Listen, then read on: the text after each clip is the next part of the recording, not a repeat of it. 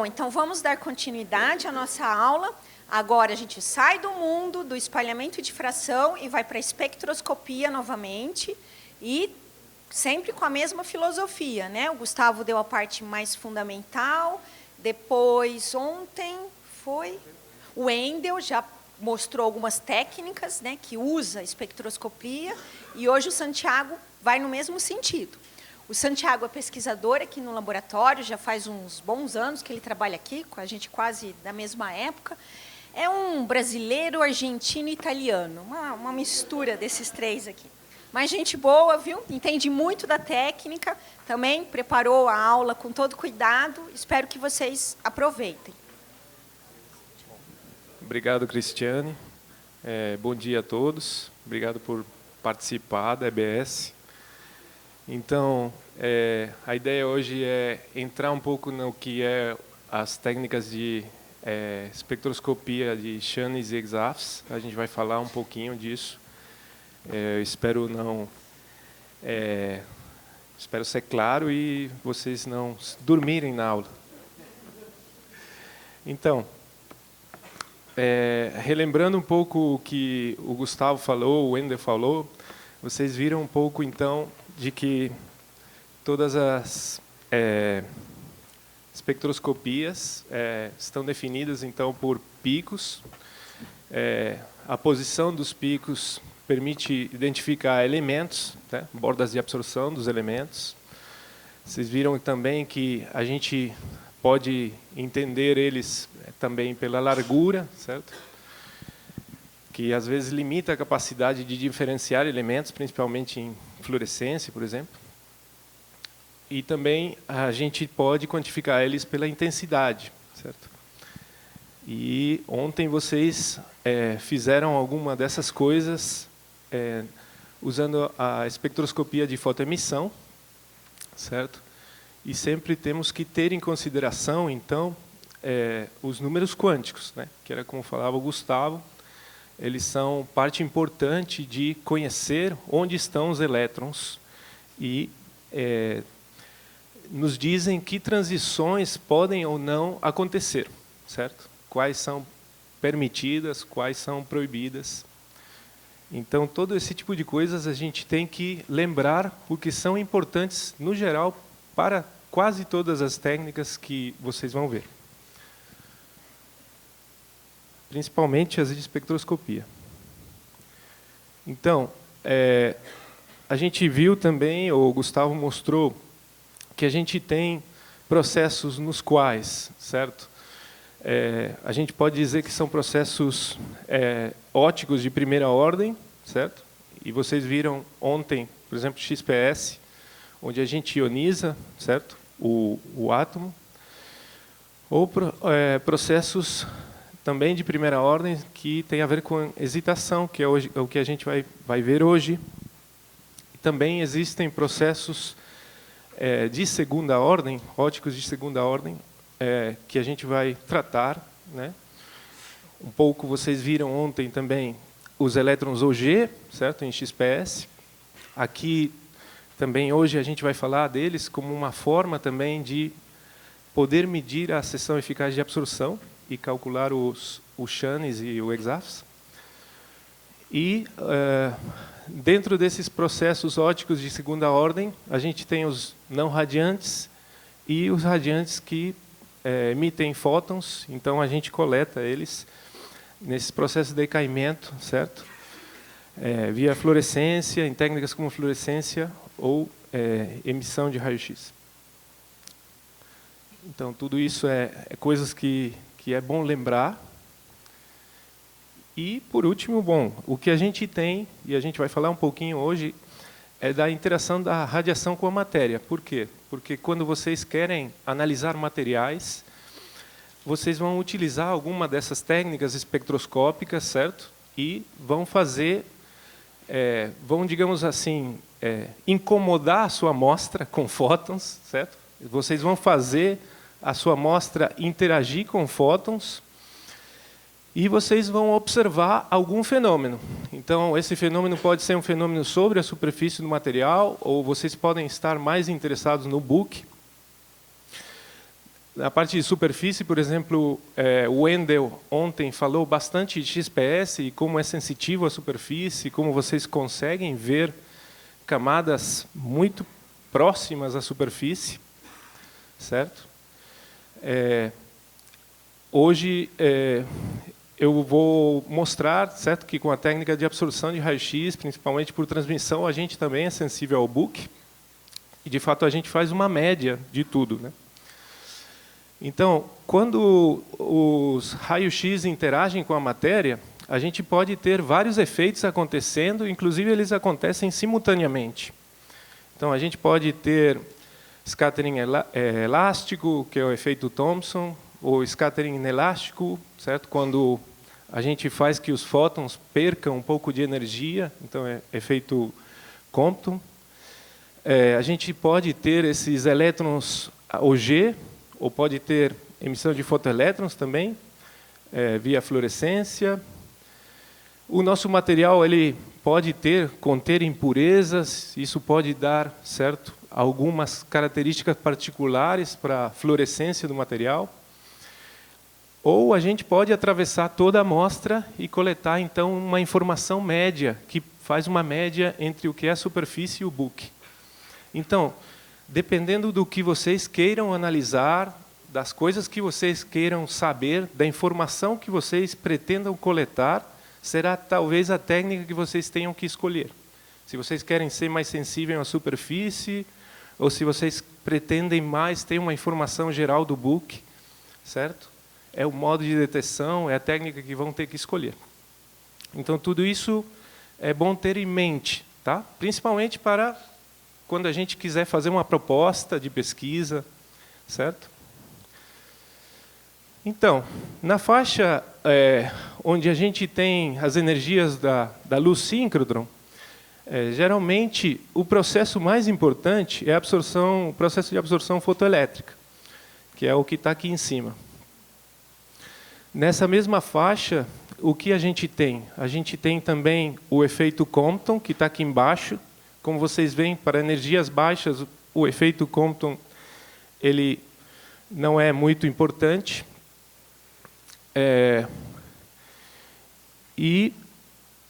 A gente tem o efeito Thomson, né? Certo? Que é o scattering elástico. Então, nessa faixa de energias, certamente o efeito fotoelétrico, que é o que a gente vai falar mais agora, ou se vai interessar mais agora, porque a gente vai fazer um processo de fotoabsorção, é talvez o mais importante. E isso tem a ver com que a gente vai extrair elétrons do material fazendo efeito fotoelétrico, e no caso da interação da radiação com a matéria, nessa faixa de energias, a partícula mais importante para descrever é o elétron. Por quê? Porque não são importantes o núcleo atômico, porque a gente tem cargas ali, tem uma radiação eletromagnética, tem uma interação, mas o que acontece é que a gente pode pensar que essas ondas eletromagnéticas, certo? Então elas não vão interagir muito fortemente com o núcleo, porque ele é muito mais pesado que o elétron. Então, quando vem essa onda eletromagnética, ele vai excitar, certo, o elétron, ele vai chacoalhar os elétrons, certo, do material, e esse chacoalhamento vai ser muito mais importante para os elétrons que para os prótons, pelo peso, certo? Pela massa que a gente tem do próton, como a gente vê aqui, certo? Esse momento dipolar é inversamente proporcional à massa. E o que a gente vê também é que ele vai ter certas frequências nas quais a gente pode ter o fenômeno de ressonância, certo? Então, eu não sei se vocês lembram de oscilações, em algum momento da carreira vocês viram, mas a ideia é muito semelhante, talvez para entender um pouco mais o que acontece quando a radiação interage com a matéria. A gente vai pensar como se essa onda eletromagnética ela interage com esse elétron, mexendo ele em uma certa frequência, a frequência da radiação, da onda incidente, Então, dependendo de como seja essa frequência, a gente vai ter, certo, efeito Thomson, certo, ondas remetidas em fase. Perto da frequência de ressonância, a gente pode ter, certo, uma inversão de fase, um distanciamento dessa fase, e em cima dessa frequência pode acontecer uma inversão de fase. Então, é bom ter isso em mente.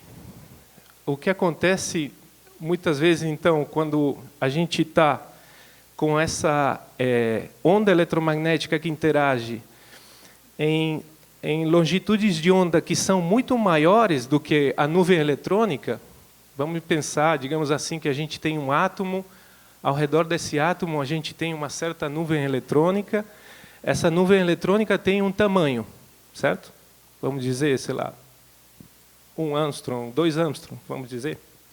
Pode ser mais, pode ser menos, vai depender do Z do átomo, vai depender de como ele esteja no sólido, certo? Ou no material que vocês tenham para analisar. Mas existem casos nos quais vocês podem interagir com energias, frequências ou longitudes de onda, que vocês podem fazer o cálculo, sabendo a energia, qual a longitude de onda da radiação incidente. Ou vocês podem selecionar, dependendo da linha de luz, a radiação incidente. Então, pode existir o caso no qual essa longitude de onda seja muito maior que o tamanho do átomo. Nesse caso, então, a interação é como a gente estava dizendo aqui. A gente só tem, digamos, uma remissão dessas ondas em fase, certo? E não acontece muita coisa no material. Porém, quando a gente, certo, começa a ter longitudes de onda que são da ordem ou menores que, certo, o tamanho do átomo, aí eu estou botando uma energia mais ou menos a partir de 4 keV, a gente tem uma interferência parcial destrutiva entre os elementos de volume da nuvem eletrônica e que causa uma redução da seção eficaz de absorção, certo? Da seção eficaz de scattering, se vocês quiserem. E que cai como a inversa do quadrado da energia. Então, essencialmente, mais ou menos é isso que acontece, certo? Eu tenho diferentes aqui ondas que vão interagir com diferentes elétrons da nuvem eletrônica e o que vai acontecer é que vai haver interferências destrutivas, certo? Então, o que a gente vê é que, no caso de que a longitude de onda seja muito maior que o tamanho do átomo, essa seção eficaz de scattering, ela é diretamente proporcional, ao número atômico, Z ao quadrado, pela seção eficaz de absorção. E aqui, por exemplo, está exemplificado para o caso do bário, certo? Praticamente o efeito Thomson, digamos, a baixas energias, ele está nesse limite de chegar ao valor esse que a gente está dizendo, certo? Agora, tem uma coisa que vocês muito provavelmente vão ver, ou já viram, quando viram as aulas de difração, que é esse fator de forma atômica. É um pouco, digamos assim, semelhante, ou tem a ver, certo, com a densidade eletrônica do material. É uma forma, digamos assim, de quantificar a amplitude de scattering.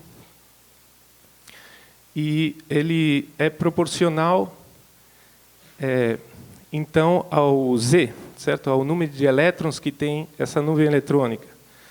Se a gente tem um só elétron, certo? O fator de forma ele vai ter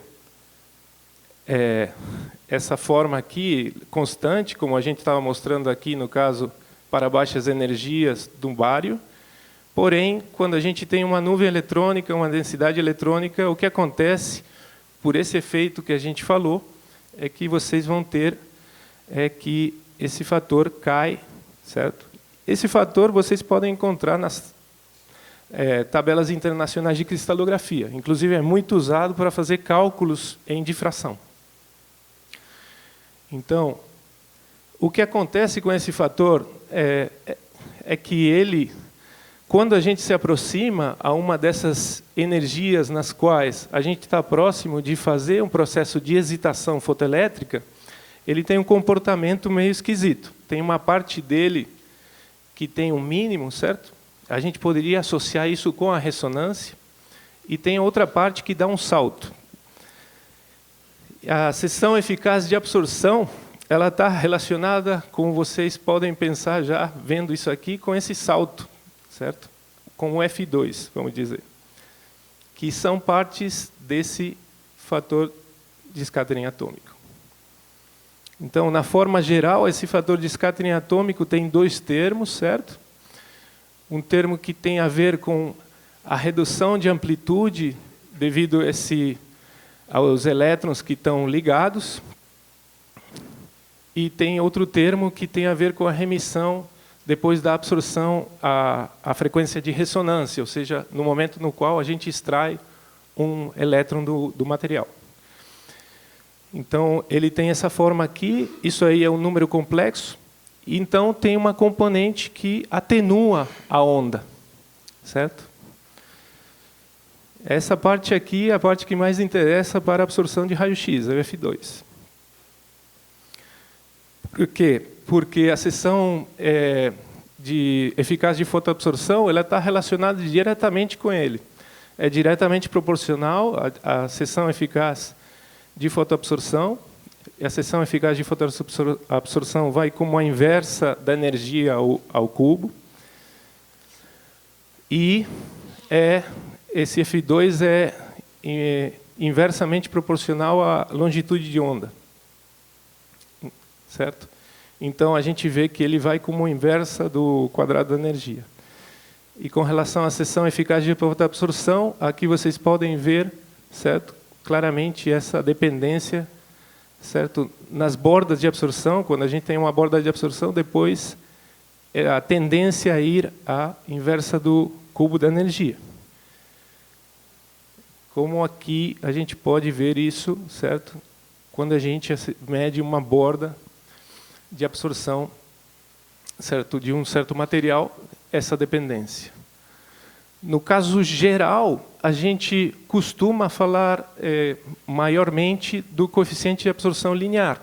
Ele está relacionado com a seção eficaz de absorção via essa equação, onde aqui a gente tem a seção eficaz de absorção, a densidade, coeficientes estoquiométricos, no caso geral, e massas atômicas, se vocês têm vários materiais, certo, que compõem a sua amostra, de diferentes propriedades. Sim.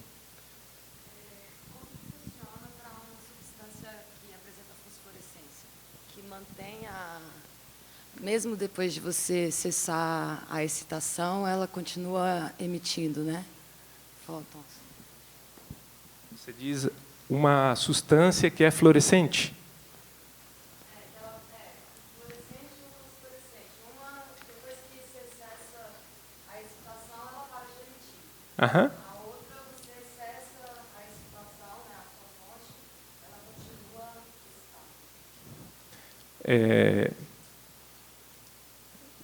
excitada. Ela continua excitada emitindo luz.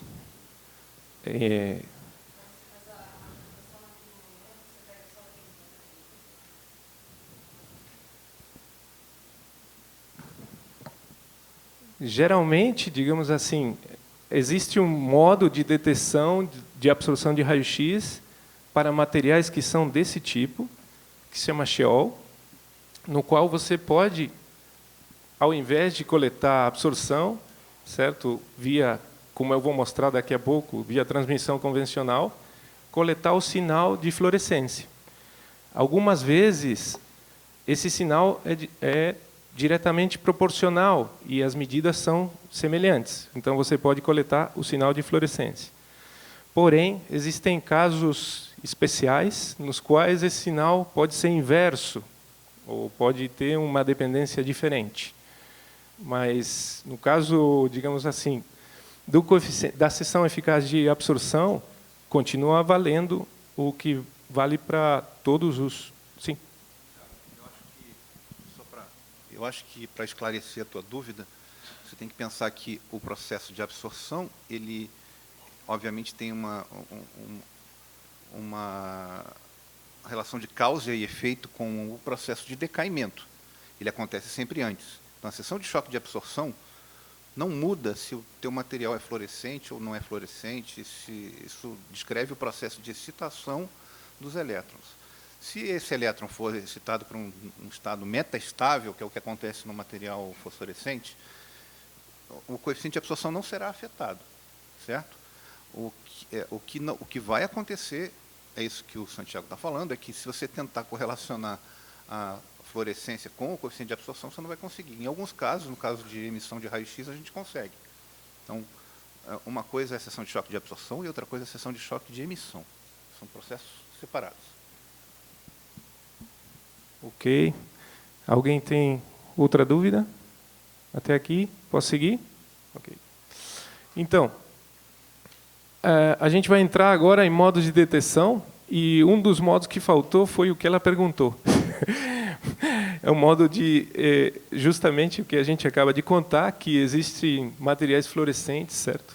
Nos quais a gente pode, então, coletar o sinal luminescente do material e, dessa forma, ter, algumas vezes, não todas, um sinal que é proporcional ao sinal de absorção.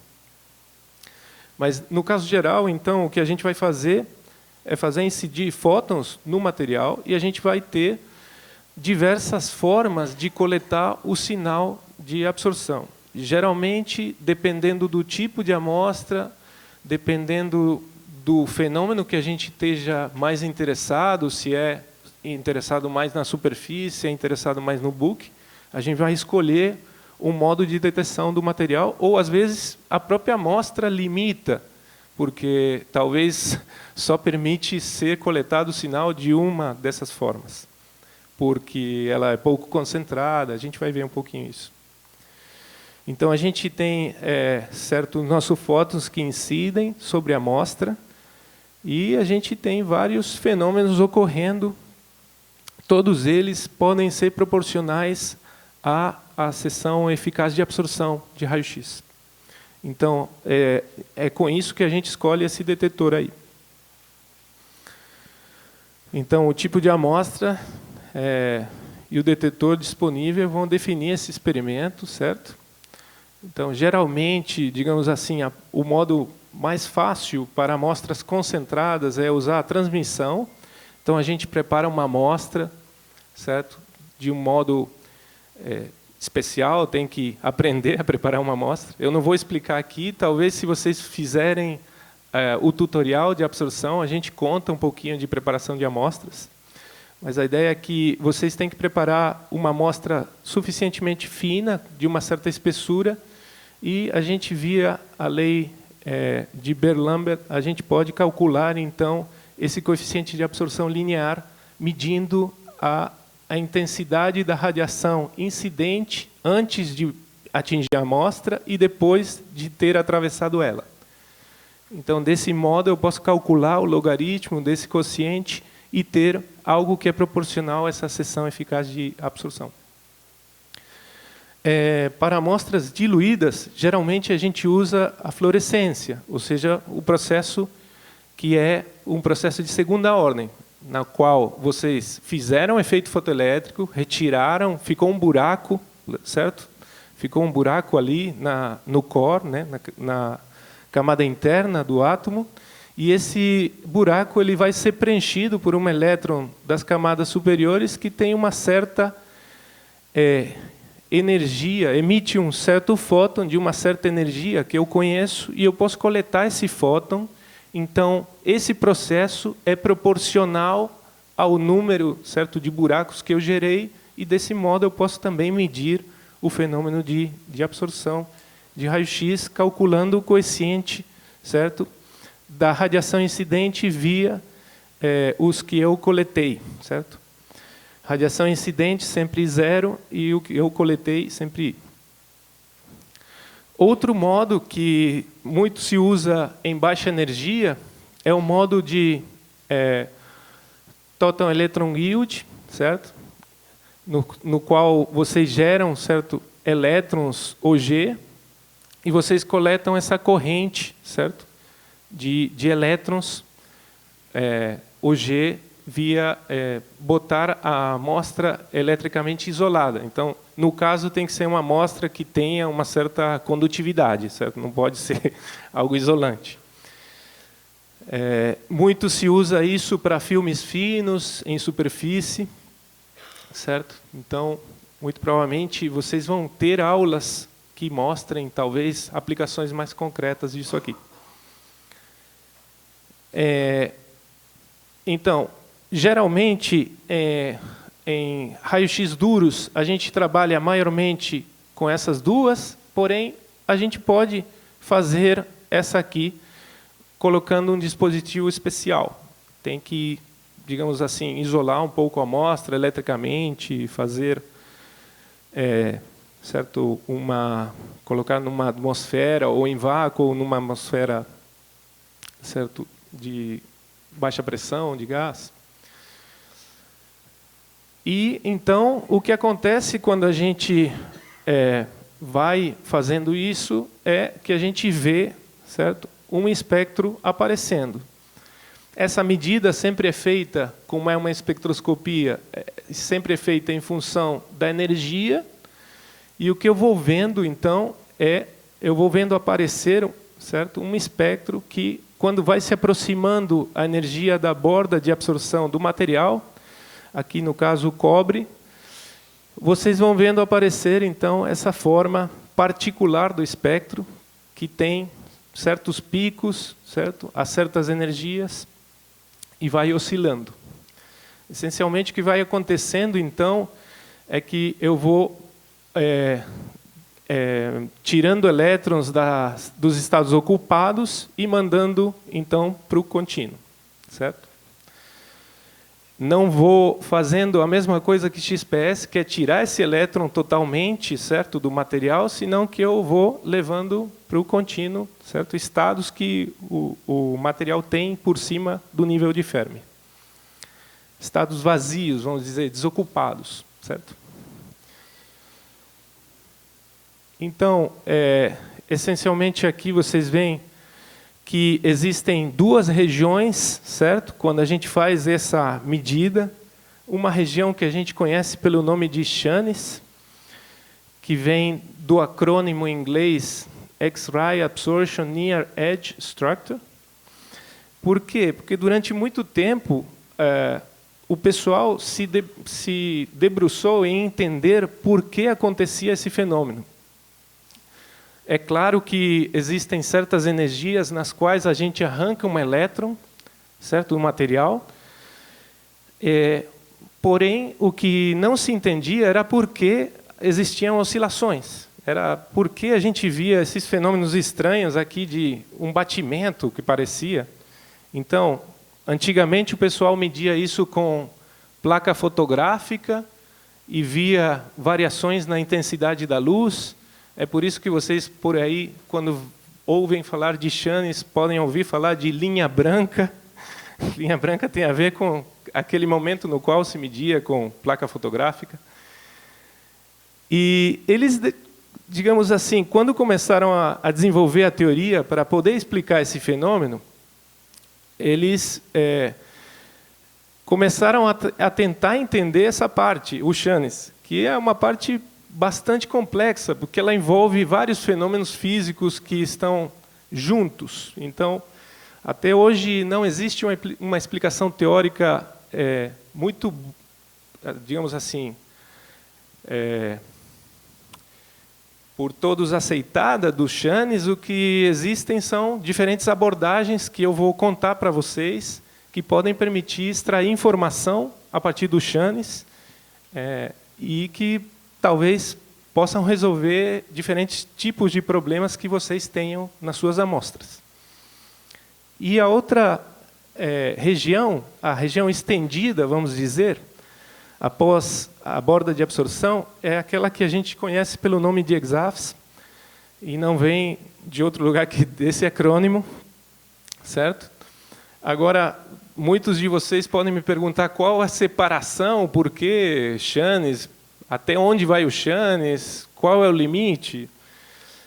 E, bom, quem inventou o acrônimo Channes foi um italiano que chamava Antonio Bianconi, conterrâneo, que ele disse que talvez a gente podia pensar o Channes como aquela região na qual essa longitude de onda da radiação incidente ainda não chega, certo, a distância interatômica, certo? Então, quando a gente está, certo, com essa longitude de onda em distâncias menores ao que é naquele material a distância interatômica entre a primeira camada de vizinhos ao redor do átomo absorvedor, então eu posso dizer que eu estou na região de Channes. Quando eu sobrepasso essa longitude de onda, sim.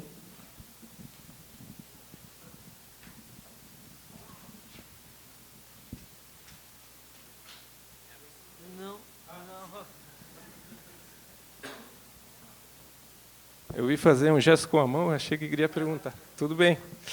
Quando eu sobrepasso, então, essa longitude de onda, eu já estou na parte de EXAFS. Por quê? Porque eu começo a ter interações com o que está ao redor desse átomo absorvedor. Então, na parte de Channes, como vocês viram aí com o Gustavo, o que acontece é que eu tenho essas transições, certo? Que podem ser várias, certo? Ao contínuo, e eu vou fazendo, então, certo? Superposições de pequenas linhas que vão, finalmente, dando lugar a essas formas que eu tenho aqui, certo? Com certos picos. E, já na parte da região estendida, a gente vai ver, é um fenômeno mais bem de scattering, certo? De ondas que saem e ondas que voltam e interferem. Tá bom? Então, para vocês terem uma ideia, e lembrando aí a aula do Gustavo, que ele falou do de Broglie, então, quando a gente produz esse efeito fotoelétrico no material, a gente extrai o elétron, certo? Esse elétron ele vai ter uma certa energia, certo? Uma certa energia cinética, porque senão eu não estou conseguindo extrair. Então eu posso rescalar, certo? O espectro a partir do momento no qual eu consigo extrair um elétron do material, certo? Então eu posso botar essa escala relativa de energias. E se eu faço isso, então eu posso a partir daí calcular, certo? Qual é a longitude de onda desse elétron que está saindo, tá bom? Então, só para vocês verem, a parte do EXAFS é mais ou menos o que eu dizia para vocês, o que dizia o Bianconi, que a gente começa na distância, certo? Onde a gente tem uma longitude de onda que está da ordem da distância interatômica e depois vai avançando, certo? A longitudes de onda menores, certo? Ou seja, relembrando que eu comecei a aula com aquele negócio de quando eu interagia com uma longitude de onda maior que o tamanho atômico, a ideia é essa. Quando eu estou com energias por baixo, eu estou com uma longitude de onda muito grande, certo? Aí tudo é proporcional, efeito Thomson, alegria total. Quando eu estou chegando na borda de absorção, arranco um fotoelétron, e aí eu tenho, certo? Esses fenômenos acontecendo. Eu tenho essas oscilações, eu tenho Channes, EXAFS. Então, vamos falar um pouquinho de Channes. Provavelmente eu não vou falar tudo, mas eu vou tentar introduzir vocês às ideias principais, para que talvez vocês fiquem com elas na cabeça e, se quiserem em algum momento aprofundar, vocês possam aprofundar. Então, o processo básico, então, é esse de extrair, certo, um fotoelétron de uma camada interna do átomo e mandar, certo, a níveis, certo, por cima, certo, níveis desocupados que a gente tem no átomo que podem se formar, por exemplo, por ligaduras, certo, entre o que o átomo tem de vizinhos. Então, vocês podem ter picos, certo, que vão aparecendo, e isso vai dar lugar a diferentes tipos de transições, certo, e diferentes tipos de linhas que vão ocorrendo no espectro. Existe muito a costume, em baixa energia, de chamar chanes de NexAFs. Eu gostaria de que vocês evitem essa nomenclatura, porque se confunde muito com EXAFs. E aqui, na verdade, não é o E, não é de extended, é de edge. Então, tentem evitar isso aí. Existem várias técnicas que vocês podem ver usando síncrodon, que usam chanes ou se valem de chanes. Algumas delas eu estou nomeando aqui. A gente vai falar de algumas delas, principalmente do XMCD e XML, ou seja, dicroísmo circular e dicroísmo linear. Das outras, eu deixo que vocês descubram com as outras aulas que vocês vão ter aí. Bom, essencialmente, então, o que acontece é que, quando eu interajo com esse elétron, certo, com o meu fóton, eu posso ter, então, picos. Geralmente, esses picos a gente chama de pré-edge. Edge seria a borda de absorção, certo? E, geralmente, esses pré-picos eles têm a ver com questões relativas a simetrias do sítio, certo? A transições que são permitidas, talvez, pela simetria, e eu vou contar isso um pouquinho mais em frente. E depois o que a gente tem é uma borda, certo, de absorção, que geralmente é a transição, se eu estou medindo níveis K, do 1S ao, no caso dos elementos 3D, ao 4P.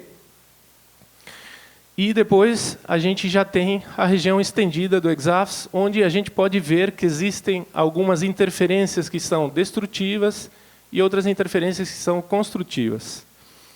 Geralmente, as teorias, certo, na parte do chanes e na parte do EXAFS, o que faz a parte do chanes complicada é que o caminho livre médio do fotoelétron, quando ele está com uma energia baixa, ele pode ser muito grande. Então, a gente pode ter fenômenos de scattering múltiplo. O que é isso? É que esse fotoelétron ele pode bater várias vezes com os vizinhos que tem ao redor, voltar. Então, a interação nessa parte pode ser bem complexa. Quanto que, quando ele tem uma energia um pouco maior, geralmente a gente pode pensar, digamos, o fenômeno como um fenômeno puramente de scattering simples, ou seja, interações com um vizinho só. Uma das coisas que talvez vocês mais ouviram falar é a questão do estado de oxidação com chanes. Então, vocês veem que o chanes é tipo uma sonda de estados desocupados na valência dos materiais. Aqui um exemplo no caso do ouro, no qual ele tem, certo, a 5D completa. E, quando eu tenho um óxido, geralmente o que eu vejo é uma mudança, certo, nessa linha branca bastante pronunciada. Então, eu posso identificar muito claramente que esse ouro está oxidado, certo? E, nesse sentido, é aquilo que o Gustavo falava de fingerprint, né? Ou seja, eu vejo um espectro assim, eu já sei, esse está oxidado. Esse não é metálico. Por quê? Metálico é esse aqui. Esse aqui está diferente.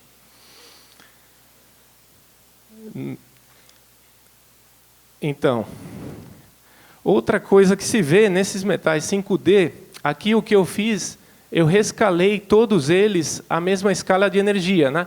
Porque vocês sabem que diferentes elementos vão ter bordas em diferentes energias, certo? O que eu fiz aqui nesse gráfico foi rescalar eles a todos à mesma energia, e aqui vocês podem ver, certo, muito claramente o que acontece quando a gente vai preenchendo o 5D, do rênio até o ouro. Aqui eu tenho rênio, certo? Que tem praticamente 5 estados desocupados na banda D, então ele tem uma linha branca enorme, certo? À medida que eu vou preenchendo o 5D, que eu vou deixando menos lugares para esse fotoelétron fazer a transição, essa linha ela vai caindo até chegar ao ouro, que praticamente não tem linha branca. Então, isso para vocês pode dar uma ideia muito clara de medida dos estados ocupados. O Channes pode ser uma medida dos estados ocupados. Existem vários papers que apontam a isso. Inclusive, muita gente de eletroquímica utiliza isso frequentemente. No próprio Channes, existem efeitos que têm a ver, por exemplo, quando a gente submete amostras à pressão.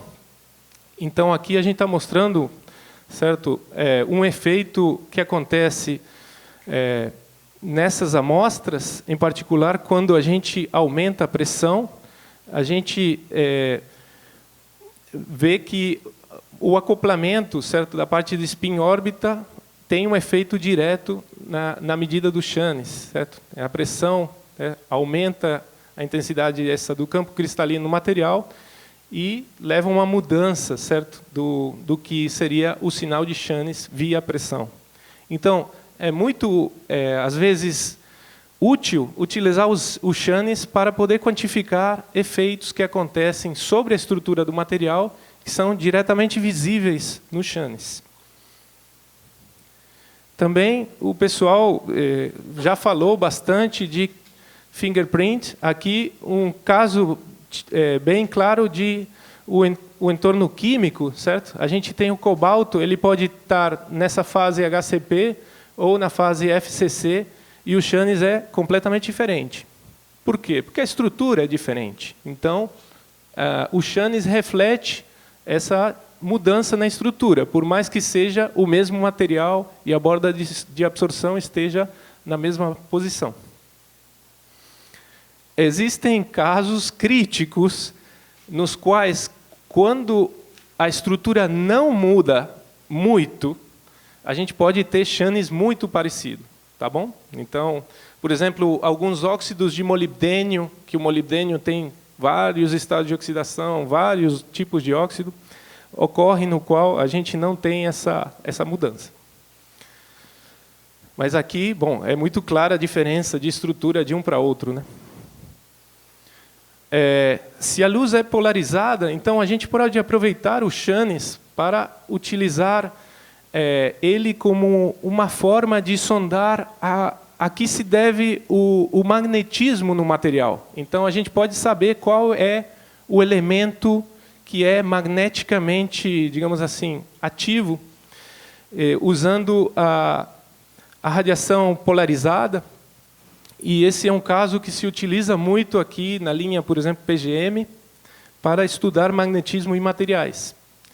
Existe o sinal de um material não magnético, certo? Geralmente, se a gente mede com a polarização circular direita e o mesmo sinal com a polarização circular esquerda, ele não vai apresentar nenhuma diferença, porém, se a gente tem um material que é magnético, a gente vai ver uma diferença clara no Channes, como está expresso aqui.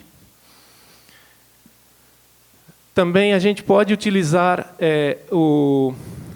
a luz linearmente polarizada. Se vocês lembrarem, a luz do síncrotron é linearmente polarizada no plano da órbita, e a gente pode aproveitar isso para medir diferenças também de comportamento em materiais.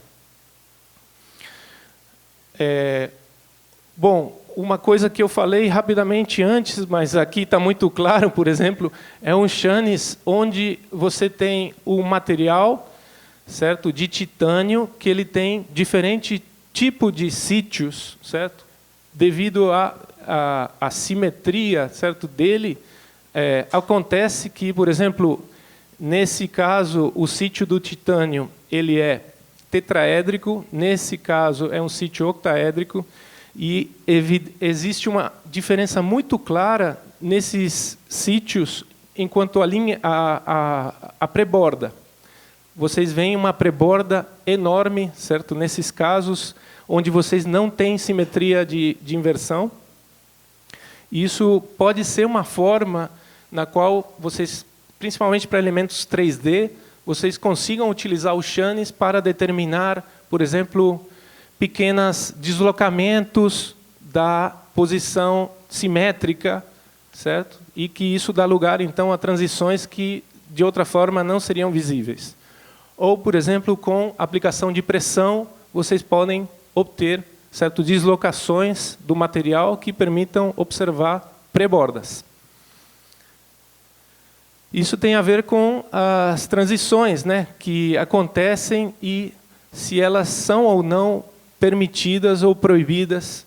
Por exemplo, a transição dipolar, certo, na pré-borda, para materiais 3D, ela seria uma transição proibida, só que a gente tem a quadrupolar que pode acontecer, e dependendo de como seja a simetria também, a gente pode ter essa transição permitida.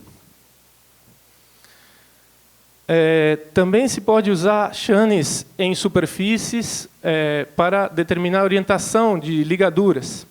E aqui é um trabalho de Puschmann, onde ele mostra isso, por exemplo, numa superfície de um material, medindo em diferentes orientações, e ele consegue determinar como se liga essa molécula nos diferentes planos. Uma coisa que talvez vocês já ouviram falar bastante, mas nunca é ruim lembrar, é a questão do estado de oxidação com o deslocamento da borda para a direita, para maiores energias. E isso tem a ver com aquilo de que, quanto mais oxidado esteja o material, é mais difícil tirar esse elétron. Isso vocês vão entender por lei de Coulomb, certo? Ou seja, se o material está mais oxidado, é muito mais difícil retirar o elétron, então a borda se desloca mais para a direita. Então, com Channes, a gente é sensível à composição química, à vizinhança química, às simetrias, distâncias e estados de oxidação. E agora vamos falar um pouquinho do Exafs, certo? Eu não sei quanto tempo eu tenho. Ixi, bom. Então vamos tentar apressar aqui nessa parte que é difícil para que vocês entendam mais. A ideia, então, do Exafs é que a gente tem, se, por exemplo, a gente extrai esse elétron, certo? E a gente não tem vizinhos, certo? Então, a gente tem como um átomo livre, vamos dizer. O único que acontece, o único que a gente vai ver é uma borda de absorção praticamente sem oscilações, certo? Por quê? Porque as oscilações, eu falei para vocês, tinham a ver com o fenômeno de interferência. Ele precisava de ter alguém perto para ter uma onda retroespalhada que volte e interaja com essa onda que está saindo. Então, se ele não tem vizinhos, ele não vai ver nada, ele vai ver só um salto. Quando a gente tem vizinhos, então acontece, certo? Aquilo que é esperado, que é que essa onda volte e interaja com a onda que está saindo. E, então, a gente tem o fenômeno de interferência de ondas que dá lugar a uma onda estacionária, certo? Que vai acontecer aí no tempo que a gente tenha esse fotoelétron aí no entorno. Então, o que acontece é que quando a gente tem vizinhos, certo? A gente começa a ter, então, oscilações, e o Exafs é um fenômeno que está ligado a isso, certo? A esse fotoelétron que é espalhado pela presença do entorno, certo? De vizinhos que ele tem ao redor. É claro que se ele tem vizinhos mais pesados, então esses vizinhos mais pesados eles vão espalhar mais forte. Se ele tem vizinhos mais leves, eles vão espalhar mais fraco. É por isso que às vezes o Exafs, quando vocês perguntam para algum tipo de materiais, talvez não seja tão conclusivo como para outros, né? Então, por quê? Porque tem a ver com o que você tenha de vizinhos. Aqui eu estou mostrando um exemplo típico, certo? aqui eu tenho criptônio, certo? Um gás ideal, certo? Criptônio é um gás ideal. Então, a gente vê que quando ele está no estado de gás, praticamente a gente não consegue observar nenhuma grande oscilação, certo? Na linha branca dele.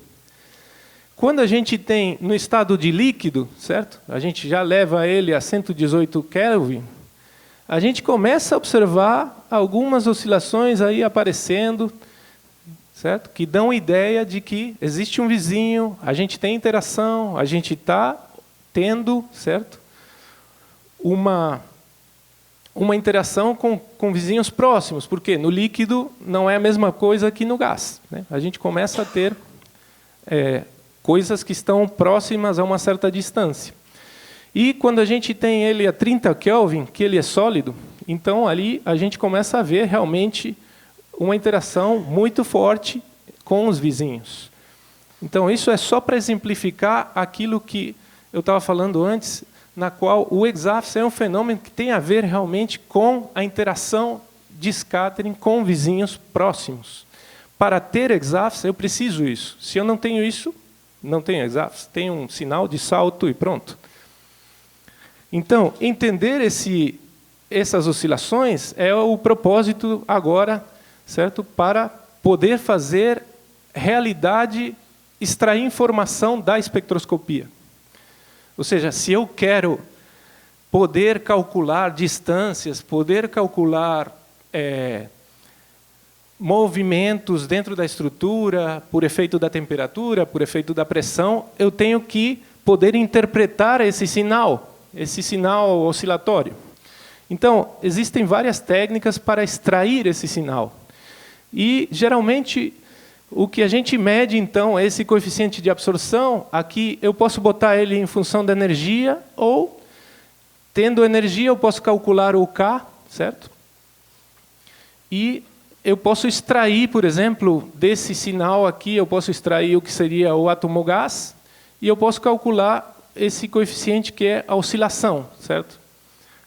E é isso que a gente vai modelar. É esse sinal que a gente chama de Chi de K. Então, é um processo matemático no qual a gente faz diferença, certo, do que seria o átomo sem vizinhos, que seria somente aquele salto, sem oscilações, quando ele tem vizinhos. Agora, como a gente faz isso? Como é que será que a gente sempre pode medir o estado gás de um material? Não. O que a gente faz é utilizar um processo matemático para fitar uma coisa que seja aquela função só de salto, tá bom? Então, não se preocupem que não precisa. Sim.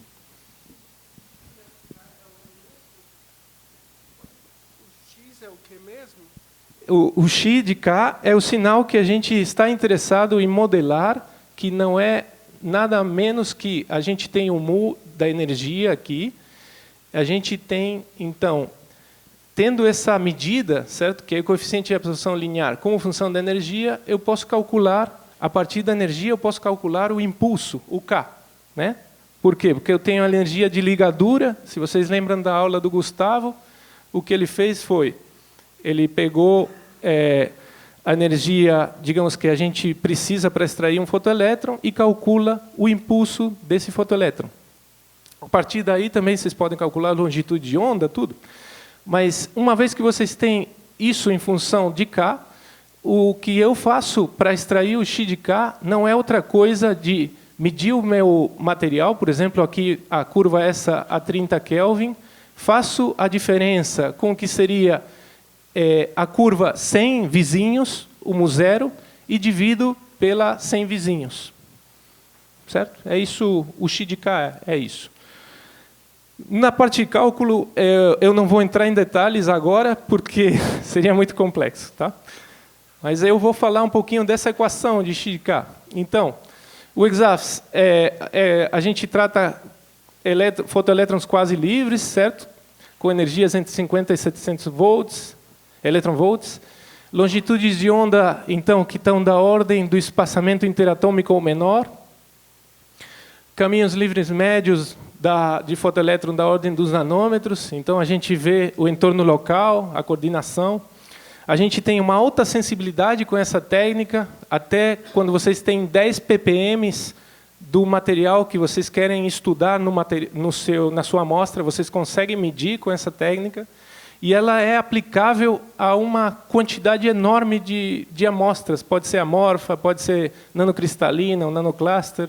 De fato, é a parte na qual a gente tem algumas vantagens com relação à difração, quando a gente trata de nanomateriais, né? Porque a gente vê a estrutura local. E pode se aplicar em soluções, em biologia, e também com diferentes campos magnéticos, diferentes temperaturas, ambiente de amostra, ou seja, uma técnica que permite caracterizar in situ. Então, é uma técnica muito legal. Principalmente para catálise, por exemplo, se usa muito. O que acontece, então? Eu tenho meu átomo absorvedor, a radiação vem e eu tenho os vizinhos, certo? Os vizinhos que podem ser esse amarelinho, esse azul, que é o mesmo átomo.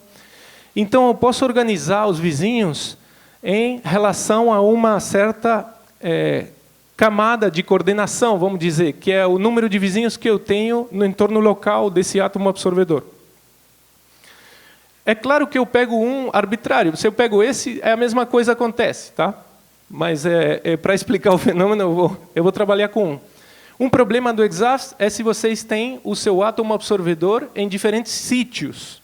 Isso pode complicar o EXAFS, tá bom? Isso pode complicar. Por quê? Porque aí a gente tem que ter em consideração cada sítio, como é o entorno local. E isso vai ter que ser somado no sinal. Mas se vocês têm um único sítio, aí beleza. Então, a ideia é que a gente tenha umas certas regras, certo? Que é que quando eu tenho, por exemplo, mais vizinhos ao redor do átomo absorvedor, o meu sinal aumenta. Isso é muito claro. Por quê? Porque eu tenho mais ondas retrodispersadas, né? Então, vocês podem pensar, eu entendo isso aí, é claro. Outra coisa que acontece é que, quando eu tenho distâncias mais próximas ao átomo absorvedor, certo? O meu sinal ele tende a se espalhar. E isso é muito claro para óxidos, nos quais as distâncias são geralmente menores que para metais. De fato, no tutorial que a gente vai fazer na linha, a gente vai olhar justamente isso. Então, como a gente faz, então, para trabalhar esse sinal, que era uma das perguntas aí? E, bom, a gente tem que extrair a pré-borda, tem que fitar, então, o sinal que seria o do mu0 ali, e a gente consegue extrair e converter o Xi de K, e depois a gente pode ponderar o Xi de K, porque as oscilações elas morrem muito rapidamente, certo? Isso é natural, porque à medida que eu vou me afastando do átomo absorvedor, cada vez a coerência, né? A gente ter uma coerência na interferência é cada vez mais difícil. E eu vou me afastando do átomo absorvedor, então a intensidade vai caindo. Então, algumas vezes a gente pode ponderar por alguma potência em K, e depois, geralmente, como são oscilações, a gente trabalha com as transformadas de Fourier. Isso permite isolar camadas de coordenação. Cada pico está associado a uma camada de vizinhos. Então, eu posso, por exemplo, fitar o primeiro pico, e assim por diante. E depois os seguintes. A equação de EXAFS é isso aqui. E eu sei que talvez muitos de vocês podem estar aterrorizados com essa equação, mas nada mais é que pegar aquilo que o Gustavo falou da regra de ouro de Fermi e enfiar ali a mecânica quântica e começar a calcular, certo? E depois a gente tem que entrar num formalismo, certo? Da função de Green. E, bom, teve gente que já fez isso. Então, o que eu vou tentar explicar para vocês é como a gente pode entender essa equação, porque uma coisa é ver a equação no quadro e outra é tentar entender a equação, cada termo dessa equação, o que significa. Então, a ideia, alguma das ideias vocês já têm. A ideia é que a gente vai ter contribuições de cada camada de coordenação ao redor do átomo absorvedor, e é por isso que a gente tem ali um somatório. Esse somatório tem a ver com as contribuições de cada camada. Ou seja, eu tenho que somar para a primeira camada, certo? Para a segunda camada, para a terceira camada, e assim por diante. E, como eu falei, certo? Quando aumenta o número de vizinhos, aumenta o sinal. É por isso que esse x de k é proporcional ao número de vizinhos, ao n. E muitos de vocês talvez já ouviram falar que o EXAFS ele permite determinar o número de vizinhos no meu material em média. Então, é isso que a gente faz realmente, graças a que ao x de k é proporcional ao n. Outro termo que eu falei meio com os dedos e que também é fácil de entender é que se a gente tem diferentes vizinhos, ou seja, se o átomo é mais leve ou ele é mais pesado, ele vai fazer a função de backscattering maior ou menor. Então, a gente tem que ter um termo que tenha em consideração essa mudança da amplitude devido ao vizinho que eu tenho. Não é a mesma coisa ter chumbo que ter oxigênio. É muito claro que o chumbo vai retrodispersar muito mais, porque a seção ele é grande, é maior, né? Então ele vai voltar essa onda fotoeletrônica muito mais do que um oxigênio. Então isso tem que estar na equação. A outra coisa que eu falei bastante é esse negócio que tem a ver com a interferência. E a interferência tem a ver com a distância interatômica e o K. E também uma diferença de fase que tem a ver como rebota essa onda quando chega no limite de encontrar um vizinho, certo? Então, é por isso que a gente tem esse termo oscilatório. E é por isso que talvez aquela ideia do Bianconi de que o EXAFS começa quando vocês têm a primeira camada de vizinhos é correta. Ela está incluída nessa equação. Outro termo que a gente tem é o inverso quadrado da distância. E isso é fácil de entender. Por quê? Porque essa onda fotoeletrônica ela vai sair como uma onda esférica. Ela vai se propagar em todas as direções no material. E quanto mais essa esfera crescer, maior é a distribuição que eu tenho dessa intensidade sobre a superfície. Então, é razoável que eu tenha uma caída com o quadrado da distância. Como a maior parte das leis da física acontece, lei de Coulomb, a lei de gravitação. Outro termo que a gente tem ali é, então, o termo que tem a ver com a desordem. O que acontece?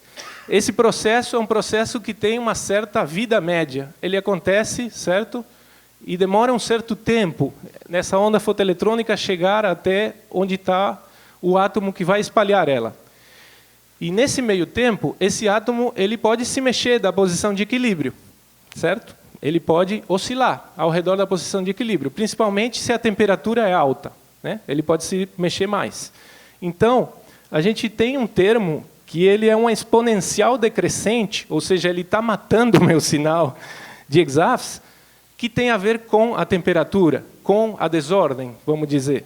Que a estrutura não é exatamente aquela estrutura ideal que eu penso que as distâncias são todas iguais, senão que a distância pode variar. Outro termo ele tem a ver com que esse fotoelétron ele tem um certo caminho livre médio que está limitado, certo? A uma certa distância. E é natural, como eu dizia, que à medida que a gente vai mais longe na distância, esse fotoelétron possa se perder por algum processo inelástico, certo?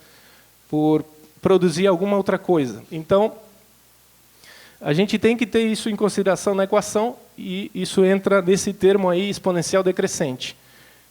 Então, no geral, o que vocês têm, a equação é isso aí, tem a somatória, que tem a ver, certo? Então, com as diferentes camadas, o N, que tem a ver com o número de coordenação, esse T, que tem a ver com os vizinhos que eu tenha, isso aqui que tem a ver com o fenômeno da onda estacionária entre os retrodispersores, certo? e as diferenças de fase, esse termo que tem a ver com a caída do quadrado da distância por eu expandir essa onda numa onda esférica ao redor do átomo absorvedor, isso aqui que tem a ver com a movimentação dos átomos pela temperatura, e esse termo que tem a ver com o decaimento via o caminho livre médio do fotoelétron. Então, isso aí é a equação. Se vocês entendem isso, entenderam a equação. E existem coisas que acontecem se eu mudo, por exemplo, o número de coordenação, muda, certo? A intensidade do pico. Se eu mudo a distância um pouquinho, 0,1 angstrom, eu mudo realmente a posição do pico. Então, coisas bem curiosas acontecem que permitem, certo, determinar, por exemplo, com desordem estrutural, se eu tenho o fator de Biwall que está mudando, também muda a intensidade do pico. E esse tipo de coisas permitem depois fazer espectroscopias. E eu queria agradecer aqui, então, a Gustavo, a Wendel e a Thiago, que vai dar o seminário amanhã, que eu espero que vocês assistam, pelas sugestões nas discussões que a gente teve, e a todo esse pessoal aí pelos slides. E agora vem perguntas.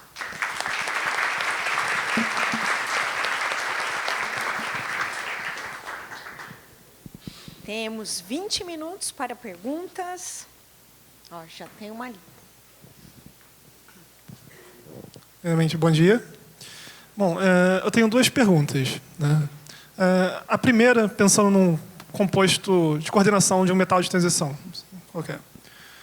Eu conseguiria diferenciar, por exemplo, de um composto hexacoordenado, onde teria 6 moléculas de água ligadas ao metal de transição, e de um que, por exemplo, uma das águas foi substituída por uma hidroxila, porque isso é uma mudança muito pequena no, em termos químicos, teria só o hidrogênio ali, um hidrogênio a menos. Isso seria... Minha primeira pergunta é se eu conseguiria diferenciar. Bom, aí como a pergunta é interessante, porém, quando a gente tem materiais muito leves, como o hidrogênio, o EXAFS, às vezes, ele precisa, né, retrodispersão para ter uma consequência nas oscilações. Esse termo T que eu coloquei aqui na equação,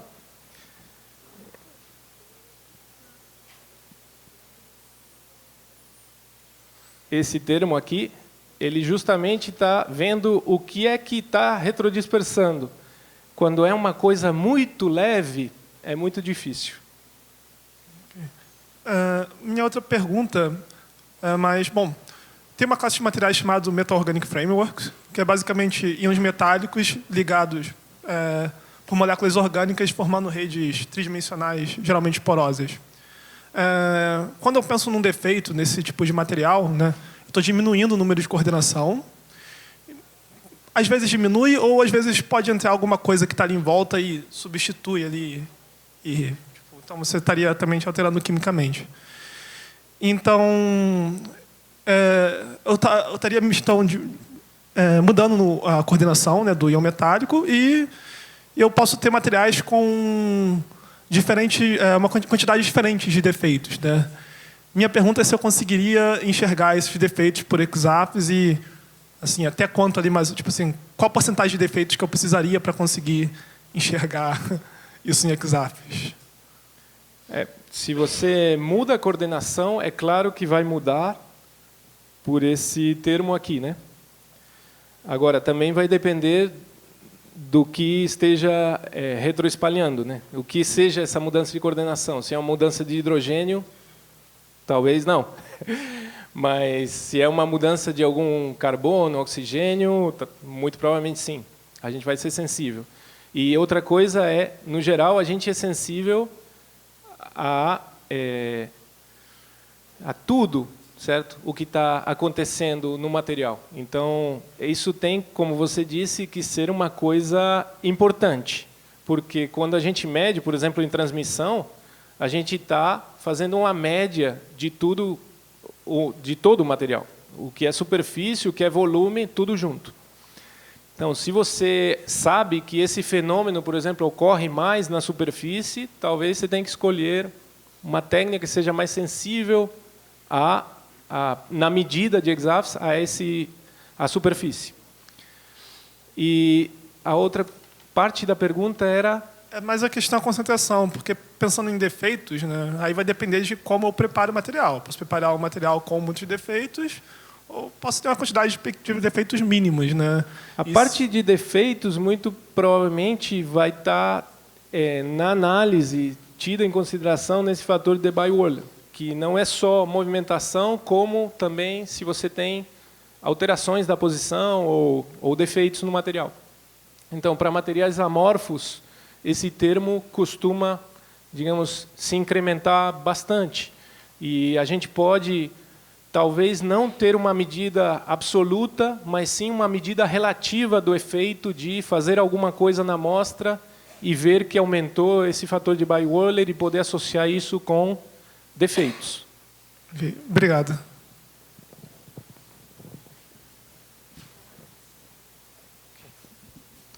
Santiago, muito boa apresentação. Eu trabalho com solos e a gente usa muito a espectroscopia Mossbauer para determinar o grau de cristalinidade dos óxidos de ferro. Você mostrou a diferença de temperatura. Tem como fazer no EXAFS também?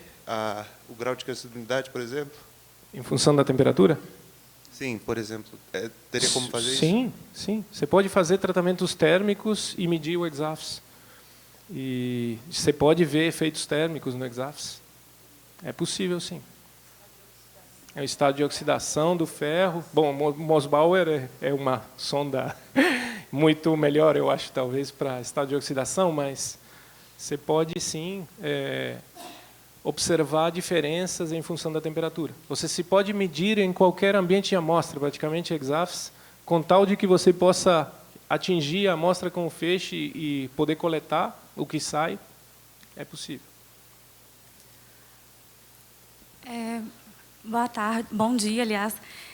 Você disse que o EXAFS ele tem interferência dos vizinhos, né? Na hora que você vai analisar um metal, sempre vai ter interferência. Se tiver vizinhos, então os espectros vão ser diferentes daqueles dos metais puros. Esse efeito também ocorre em chanes. E onde que seria possível verificar esse efeito em chane? Seria tanto na pré-borda quanto na borda de absorção também? Sim, você pode, ou seja, quando você tem um efeito muito importante, o chanes vai ser até, às vezes, mais sensível que o EXAFS. Você consegue ver diferenças porque ali os efeitos, o único problema do chanes é que os efeitos estão misturados, digamos. Não é só scattering. A gente tem outros fenômenos acontecendo aí, tem hibridizações, tem mas se você vê um efeito muito claro no EXAFS, muito provavelmente o chanes vai ver essa diferença também. Entendi, então, obrigada. Inclusive, diria que talvez o chanes vê mais. Não é para incitar a briga, não, mas aproveitando que estão os dois aí, quais são os benefícios de usar o EXAFS ou o PDF para estudar amorfos? Qual que seria melhor, ou se pode ter um estudo combinado, o que se pode fazer? Você quer responder? Vão ter pelo menos 3 aqui para complementar a resposta. Na verdade, o PDF, né, que você vem de uma técnica de espalhamento total. Então, ela sonda coisas diferentes. Aqui você está vendo transições eletrônicas. E espalhamento total é espalhamento. Então, são princípios físicos diferentes. Mas, no final, a técnica de PDF, ela vai te dar um gráfico que você vai ver a probabilidade de ter pares atômicos ali no seu material. E pequenas distâncias interatômicas. Então, aquilo que de fração de raio-x, né, que a gente comentou a manhã toda, você precisa de um ordenamento grande no material para poder ver os picos de Bragg, a análise de PDF ela supre essa parte que a difração de Bragg não sonda. É tudo aquilo que está no background do seu difratograma, que a gente ignora. O PDF usa isso como a ferramenta para poder te dar esses pares atômicos. Tem uma vantagem que pode ser desvantagem também, como é um espalhamento total, ela não é seletiva ao elemento, conforme a absorção de raio-x, então você vai ver todos os pares atômicos, você vai ao mesmo tempo. Então, sua curva de PDF ali, ela vai ter de tudo. Né? Se você tem um óxido de titânio, óxido de cério e outros elementos, vai estar tudo embutido ali naquele mesmo sinal. Então, às vezes é uma vantagem, porque você não precisa, você, né, vai para bastante alta energia e vê tudo ao mesmo tempo, mas também na hora de separar a contribuição de cada um é mais difícil. Uma vantagem também é que PDF, na verdade, ela é melhor para trabalhar não as curtíssimas distâncias interatômicas, mas distâncias médias. Né? E já o Exafis aqui que o Santiago mostrou, depois o Gustavo pode complementar também. O Exafis que o Santiago mostrou, ele, na verdade, ele tem uma limitação do número de vizinhos que você consegue sondar. Né? Ele fala que pode olhar vários ali, mas, na prática, a gente sabe, né, que aquele sinal ali da oscilação ela vai decaindo, vai ficando cada vez mais ruidoso. Talvez seja mais um problema experimental, né, que limita isso. Cristalográfico também, mas vamos dizer, né, se eu tivesse... tá. Ele já está me dando as dicas aqui, cristalinidade da amostra. Mas você, né, geralmente sonda ali o primeiro, né, o segundo vizinho, e já não tem mais informação da distância interatômica entre eles. O PDF já vai um pouco além. Tá? Você quer complementar o Gustavo? Está todo mundo aqui... Então, o PDF, ele não é diferente da difração, ele é só uma forma de analisar os dados e de medir a difração. Esse é o primeiro comentário. Conforme a Cris falou, o PDF dá informação sobre estrutura local, assim como o Exafis. E o que a gente pode dizer, assim, em termos de vantagens e desvantagens de uma técnica e de outra para analisar um material amorfo, um vidro, por exemplo. O Exafis, ele é, por conta daquele último fator que tem ali na equação, tem a ver com livre caminho médio, né? Ele tem um alcance, é uma técnica de curto alcance mesmo. Então, tipicamente, você vai sondar 1 nanômetro em torno do átomo absorvedor. Né? Então, você realmente consegue ver curtas distâncias. No entanto, distâncias que a gente chamaria aí de ordem de médio alcance, que dependendo da área em que você trabalha pode ter um significado ou outro. Né? Mas, não, por exemplo, se você tem um vidro de um material, um vidro de um composto covalente, por exemplo, uma sílica. Né?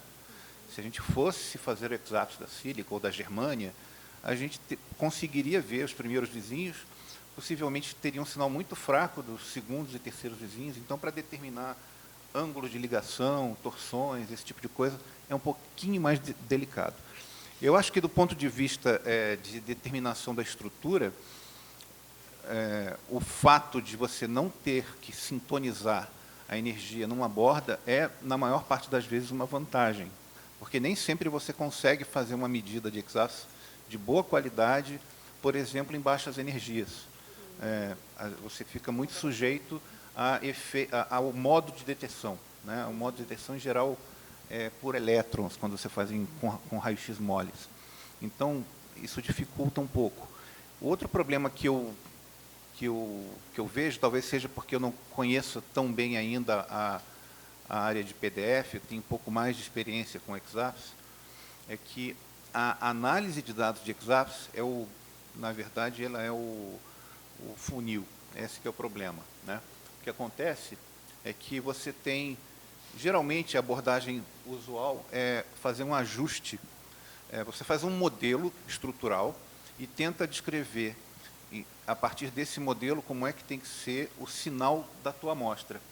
E você tenta, então, flutuar, otimizar os parâmetros livres da equação, os parâmetros estruturais, né? O N, o sigma e o R, para cada camada de coordenação, tendo que fazer um ajuste de mínimos quadrados não linear. Então, isso resulta em vários problemas. Um dos problemas tem a ver com a dificuldade de analisar defeitos, números de coordenação e assim por diante, que o moço ali do canto perguntou, né? Acho que o Santiago deu a melhor resposta, porque você consegue realmente analisar, comparar uma amostra com a outra, né? Ou a evolução da amostra com ela mesma, né? Mas você tem problemas na análise que tem a ver com a correlação de parâmetros muito fortes, né? O sigma e o n estão fortemente correlacionados, o R também. Então, essa é uma dificuldade. Outra dificuldade é que uma boa medida de exatos, embora conceitualmente simples, a medida ela é enganosamente fácil, porque você tem que preparar uma amostra muito boa. Senão, todos os problemas que você tem de homogeneidade de amostras e dificuldades com a preparação vão se manifestar na amplitude do sinal. Por outro lado, uma coisa que a gente gosta, né, quando a gente faz modelagem de um material desordenado, é dar alguma descrição estatística das posições dos átomos, né? A gente não tem a estrutura cristalina, então a gente quer descrever o PDF, né, a distribuição de pares. Exceto em alguns casos muito específicos, o EXAFS permite determinar o PDF, e só da primeira camada de coordenação. Você não consegue realmente determinar a distribuição de distâncias. O PDF te dá isso já de graça. Então, de graça não, mas depois de fazer uma transformada de Fourier do sinal que você isolou, você tem lá, basicamente, a PDF. E ela é diretamente comparável com modelos computacionais, por exemplo. Então, fazer uma análise PDF, digamos, não é mais fácil, mas você tem como comparar diretamente com a informação de um modelo teórico. Então, por aí vai. A gente poderia passar a tarde toda falando da diferença entre elas, mas... Obrigado. Obrigado, gente.